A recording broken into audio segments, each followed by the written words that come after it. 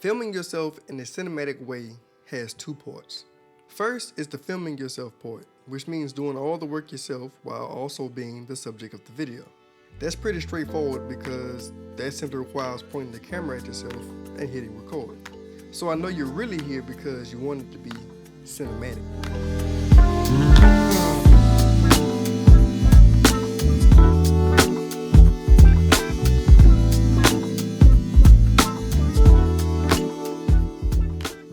What I talk about in this video also isn't specific to what type of camera you use, so whatever you're shooting with will work just fine. Cinematic equals intentional. It's not about how beautiful you can make a shot look. Making a shot look good is pretty easy, so stringing a bunch of good-looking shots together with some vibing music isn't going to cut it. If what's done on the screen isn't done with intention and purpose, it can't be cinematic. Filming yourself comes with limitations, and I think we should figure out what those limitations are before we start applying actions. Obviously, your options for camera movement are limited since you're the director and the main character, so most likely your shots will be limited to where you can place a tripod.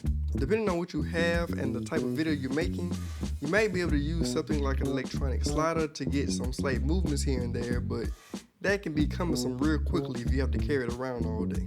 You also might not have a lot of time to set up or plan a bunch of shots because let's say you're vlogging your tasks for the day. You still have to get those tasks done outside of trying to film.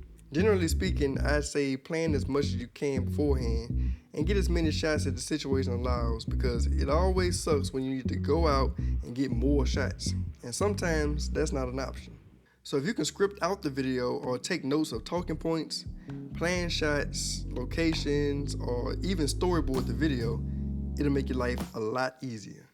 Trust me.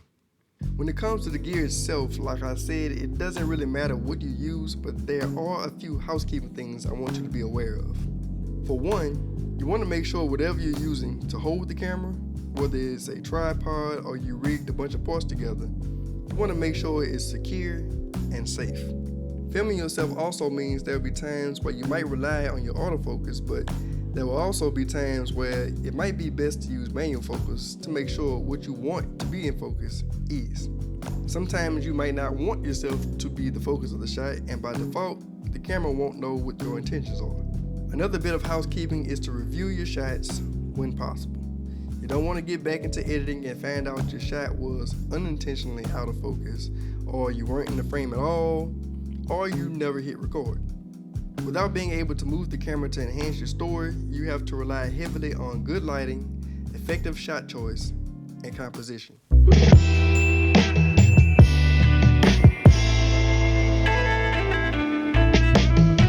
Most likely, there's nothing you can do about the available light on whatever day you film.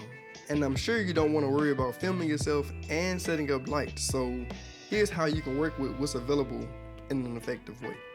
First of all, you generally want to protect your highlights. There can be exceptions, of course, but typically blown highlights just look amateurish, and it often makes more sense when you're going for a cinematic result to just allow the shadows to fall where they may. Right now, I'm in a tunnel and you can see the bright daylight at the end, so no one would question why I'm dark because it should be. It looks natural.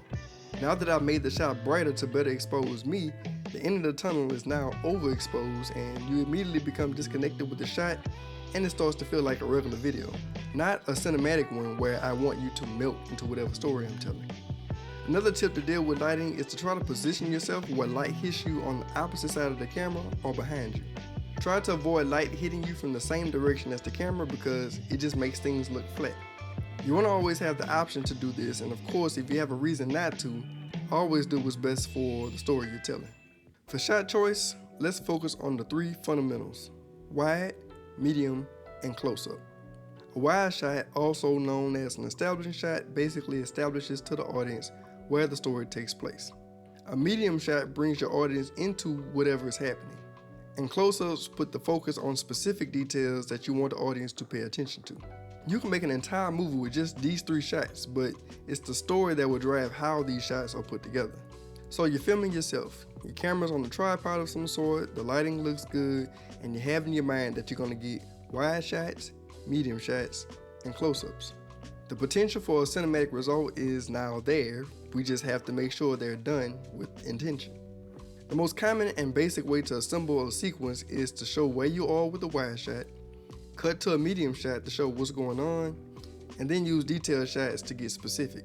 This is okay, and there's no need to shy away from doing that, but there are more ways we can use this based on the story. Let's say you don't want the audience to know what's going on yet. You can start with all close-ups. They can see the details of what's happening, but you're forcing them to speculate on what's actually going on. And then once you're ready, you can pull out to the wide shot to either confirm what you alluded to or completely throw them off. So the order of these shots depend on how you want to tell the story to the audience. Let's put it into practice.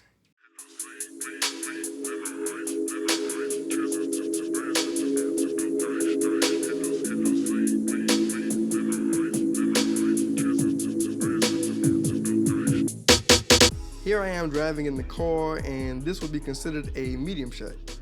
You're in the action and you know that I'm driving somewhere. Now I'm cutting to a wide shot, and that lets you in on where I was headed. So what should the next shot be? If I have a lot of stuff to get out of the car, I can cut to a bunch of detailed shots that give you a sense of how much stuff it actually is. Or if I want to fast forward some time in the story, I can cut to a bunch of detailed shots in the location. So now the next shot you see me in, you can assume that I got out of the car and made my way to this specific spot of this location. This brings up a point I want to make. The viewer isn't dumb. If I show me pulling up to a location in my car, I can cut directly to me in that location. I don't have to show every little detail of how I got out of the car unless it's something that adds to the story that I'm trying to tell. I can cut all of that out and people will still fully understand what happened. I'm not saying don't do it, but if you do, make sure you have a reason to. So now that you're able to film yourself and put together basic sequences to move a story along, let's talk about how to add some flavor to those shots since we can't rely on camera movement. The angles you use and the way you compose your shots will say a lot without you having to say anything. Let's start with composition. I think we all know the basic rule of thirds, but that alone doesn't make it cinematic. This shot, and this shot are all composed with the rule of thirds, but they all have a different effect on the viewer. Me positioned on the right third looking left makes it feel like I have a lot on my mind. If I compose in the middle, I can make the audience feel more connected with me in that moment, especially if I'm explaining what I'm thinking at the time. And if I compose all the way to the left, it makes me feel like I'm mentally stuck, like my thoughts are puzzling and I'm not really getting anywhere. All of these shots are medium shots, but how I composed them made a difference on what you got from it. Same goes for angles. Let's cover 3 basic options: eye level, low angle, and high angle. Eye level keeps the audience on the same page as you and typically doesn't really draw any attention to your angle choice. Low angles make you seem more dominant or important in the shot, and high angles do the opposite. They can make you seem less dominant or overwhelmed. Let's put it into action. I can do an eye level shot of me walking towards a city, and it doesn't really say much about what's happening. You just understand I'm headed towards the city. If I switch to a low angle, now I appear dominant and I can express that I have a handle on whatever it is that I'm walking into. Using a high angle shot makes the city appear more dominant, and now it seems like I'm walking into a challenging situation. If you film yourself with these things in mind, your content will be far more cinematic because it'll be intentional. Don't think you have to master it all at once though. Start with trying to get down how to use your wide, medium, and close shots. Get a feel for making your story flow before incorporating very intentional angles and compositions. I hope this video was helpful. If you have any questions or comments, leave them down below. Like, subscribe, follow me on Instagram, and I'll see you guys in the next one.